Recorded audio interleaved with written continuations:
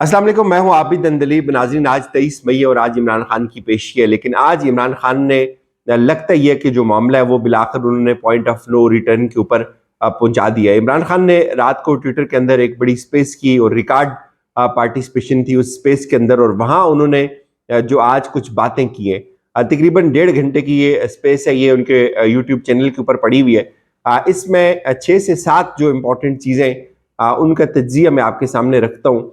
उसकी बेस पे जो अगला हफ्ता है, ये जो हफ्ता शुरू हुआ है, इसका सियासी मंजरनामा बहुत हद तक वाजे हो रहा है। और इमरान खान बिल्कुल क्लीन है, अपने मौक़िफ़ में, अपने नज़रिए के ऊपर डटे हुए हैं, और उन्होंने कुछ पैगामात दिए इस स्पेस में। उन्होंने कुछ बातें की हैं, और वो ऐसी बातें इससे पहले उन्होंने नहीं की। एक तो उन्होंने आज की जो गिरफ्तारी के ऊपर बात की कि उनको गिरफ्तार करने का पूरा इरादा है। तो इसके ऊपर जो तैयारी है वो यही हालात बता रहे हैं कि आज इमरान खान को गिरफ्तार कर लिया जाएगा। चूंकि एक चीज याद रखें कि इस वक्त जो इमरान खान की गिरफ्तारी होती है वो किसी करप्शन के केस को इन्वेस्टिगेट करने के लिए नहीं होती, बल्कि वो बाहर के हालात को देखकर गिरफ्तारी डाली जाएगी कि हालात कैसे हैं, रद्द अमल कितना आ सकता है, किन किन शहरों में रद्द अमल आ सकता है। और चूंकि इस वक्त ये जो फेज है 9 मई के बाद का, इसमें जो हुकूमत है वो एक मजबूत तासर देने में कामयाब हो गई है इस वक्त तक, इस हद तक के इमरान खान के जो सपोर्टर्स हैं वो सड़कों के ऊपर ना निकले, चूंकि क्रैक डाउन किया जा रहा है, लोगों को उठाया जा रहा है, उनको उनके ऊपर केसेस किए जा रहे हैं, उनके ऊपर पर्चे हो रहे हैं। तो ये एक मुश्किल वक्त तो है तहरीक इंसाफ के ऊपर। लेकिन मेरे जो जराए हैं वो भी ये बता रहे हैं कि इमरान खान को गिरफ्तार करने की तैयारी पूरी है। ये इरादा कैंसिल भी हो सकता है, इसको आगे भी वो लेके जा सकते हैं, हिकमत अमली तब्दील भी हो सकती है। बहरहाल इस पे भी उन्होंने खुल के बात की। लेकिन जो सबसे अहम बात थी, एक तो उन्होंने ये कहा कि अंधेरा जब बहुत ज्यादा हो जाता है तो उसके बाद रोशनी यकीनी हो जाती है। उन्होंने कहा कि वक्त बहुत बुरा है, और इस वक्त जो है वो जो हालात हैं, बहुत मुश्किल दौर चल रहा है मेरे कारकुनों के ऊपर। लेकिन मैं एक चीज आपको बताऊं कि जो बहादुर शाह जफर था, अगर वो समझौता कर लेता, उसने समझौता कर लिया था, तो वो तारीख में गुलामों की तरह मरा। अगर वो लड़ते लड़ते मरता तो तारीख उसको किसी और पहलू से याद रखती। फिर उन्होंने ये कहा कि मैं मरने को तरजीह दूंगा। और इस वक्त जो पाकिस्तान की तकरीबन 25 करोड़ की आबादी है, क्या ये 25 करोड़ के 25 करोड़ लोग जो है वो गुलाम हैं? क्या ये गुलाम बन सकते हैं? और फिर उन्होंने कहा कि जो लोग ताकतवर लोग हैं, जो ताकत के नशे में धुत हैं, मैं कभी सोच भी नहीं सकता था कि इक़्तिदार में बैठे हुए लोग इस कदर गिर सकते हैं या इतने बुज़दिल हो सकते हैं। फिर उन्होंने ये कहा कि 140 में से 129वें नंबर के ऊपर है हमारा जो रैंकिंग है रूल ऑफ लॉ के हिसाब से, और आप एहतिजाज करना आपका हक है। आप हर जगह एहतिजाज कर सकते हैं, आप जीएचक्यू के सामने भी एहतिजाज कर सकते हैं, लेकिन आपको पुरअमन एहतिजाज करना होगा। लास्ट टाइम जो हुआ वो मेरी जो सियासी तहरीक है उसको हाईजैक किया गया, उसके अंदर कुछ ऐसे अनासर डाले गए, और जिसकी वजह से ये सब हुआ जो नहीं होना चाहिए था। मुजाहरा करना जुर्म नहीं है, और ये उन्होंने साजिश की है। उन्होंने हमारे लोगों को जो है वो उनके ऊपर मुकदमे बनाए, और उसके अंदर उनके अपने कुछ लोग थे। उसमें उन्होंने कहा कि मुश्किल वक्त जरूर है, और अल्लाह भी ये बात कहता है कि मैं आपको मुश्किल वक्त में आजमाऊंगा, और उसके बाद आसानी है, और ये अंधेरी रात जो है वो ये खत्म होने वाली है। फिर अदलिया के ऊपर उन्होंने कहा कि इस वक्त अदलिया जो है, एक तारीख है कि अदलिया एक दौर था, उसने ताकतवर का साथ दिया था। जस्टिस मुनीर जो थे उन्होंने एक फैसला लिखा, और उसके बाद पाकिस्तान की जो अदालती तारीख थी उसको कभी भी अच्छे लफ्जों में याद नहीं किया गया। और आज एक दफा फिर मुझे पूरा यकीन है कि पाकिस्तान की जो सुप्रीम कोर्ट है वो आवाम के साथ खड़ी होगी, आइन के साथ खड़ी होगी, और पूरी आवाम उसके साथ है। और इस वक्त जो आखिरी उम्मीद है वो भी सुप्रीम कोर्ट है। और जो कुछ इस मुल्क के अंदर हो रहा है, आर्मी कोर्ट्स हो रही हैं, सीक्रेट जो एक्ट है वो उसका निफाज हो रहा है, तो सुप्रीम कोर्ट इस मुल्क को इस तबाही से बचाएगा, और मेरा पूरा यकीन है कि वो ये तबाही नहीं होने देंगे।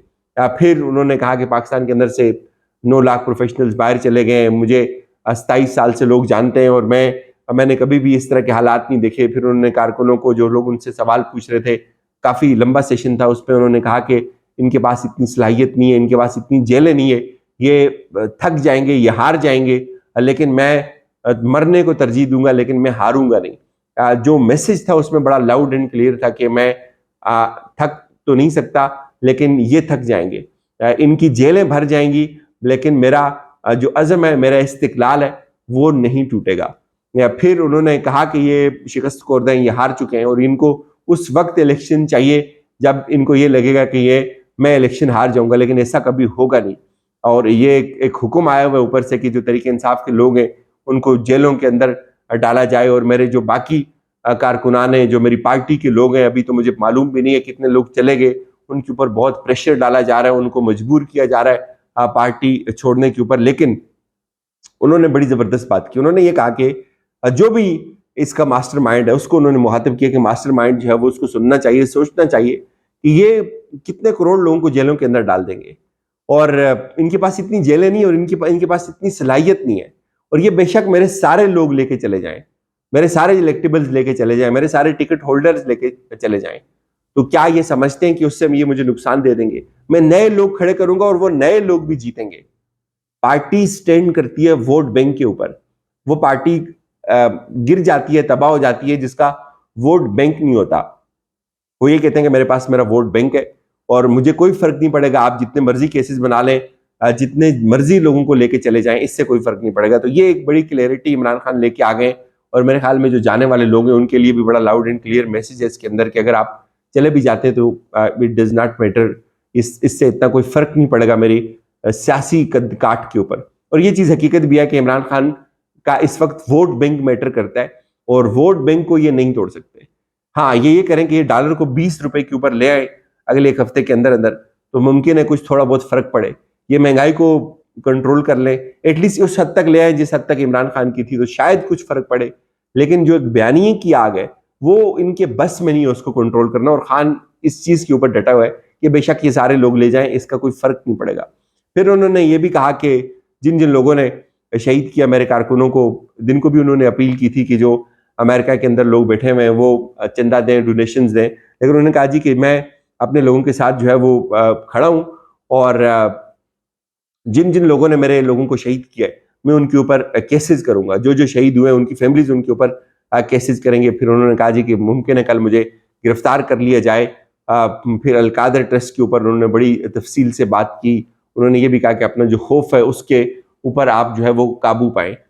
इन पूरी जो डिटेल डिस्कशन थी, इसके अंदर जो सबसे अहम पॉइंट ये था कि इमरान खान हार मानने को बिल्कुल भी तैयार नहीं है, वो सुलह करने को भी तैयार नहीं है। इस वक्त जो सबसे मौसर टूल हो सकता था, जो पिछले कुछ दिन से आप देख रहे हैं मीडिया के ऊपर, जिन लोगों को कभी आपने चेहरा भी नहीं देखा होगा, जिनको मीडिया ने कभी शायद उनके टिकर भी नहीं चले होंगे, आज उनकी भी घंटों घंटों की जो है वो लाइव ट्रांसमिशन और उनकी प्रेस कॉन्फ्रेंसेस चल रही होती हैं। सारे का सारा मीडिया वहां पहुंच होता है प्रेस क्लब के अंदर, और जहां जहां से जो बंदा बोल रहा है कि मैं तहरीक इंसाफ छोड़ रहा हूं, वहां मीडिया जो है वो माइक लेकर पहुंच जाता है। तो आप उन सब लोगों को सुन रहे हैं।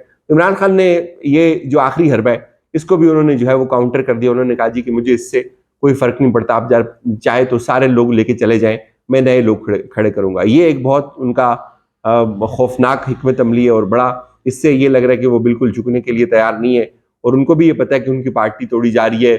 उनको शायद ये भी पता हो कि जो और बहुत सारे करीबी लोग हैं वो भी जा सकते हैं। लेकिन एक चीज उन्होंने ये भी वजाहत कर दी कि इन लोगों के जाने से फर्क नहीं पड़ेगा, मेरी पार्टी इसलिए मैटर करती है कि उसका वोट बैंक है, और ये जो वोट बैंक है ये बयानिए के ऊपर है, ये मेरे साथ खड़ा है, ये किसी फर्द के साथ नहीं खड़ा जिसको आप तोड़ लेंगे और वो कुछ मेरे वोट लेके चला जाएगा।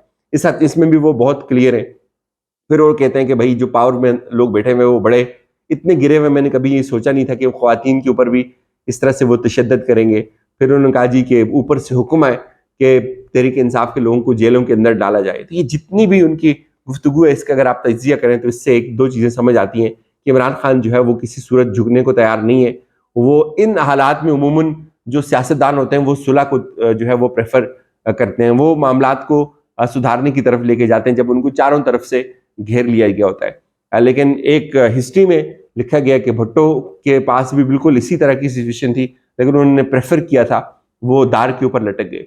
और अब एग्जैक्टली वही कुछ इमरान खान के साथ हो रहा है। उनके सामने उनकी पार्टी को तोड़ा जा रहा है, लेकिन वो इस एतमाद के साथ खड़े कि उनको पता है कि उनकी पार्टी टूटने से फर्क नहीं पड़ेगा, उनका वोटर उनके साथ इंटेक्ट है। और इस वक्त जिस हद तक इमरान खान रजिस्ट करेंगे, इतना ज्यादा उनका जो वोटर है वो चार्ज रहेगा, वो उनके साथ इंटेक्ट रहेगा। और जो बयानी है वो शायद इसी चीज के इर्द गिर्द घूमता रहेगा, और कोई इतना बड़ा डेंट नहीं बढ़ेगा पार्टी को, चाहे शाह महमूद कुरैशी या इवन असद उमर जैसे लोग भी क्यों न चले जाए।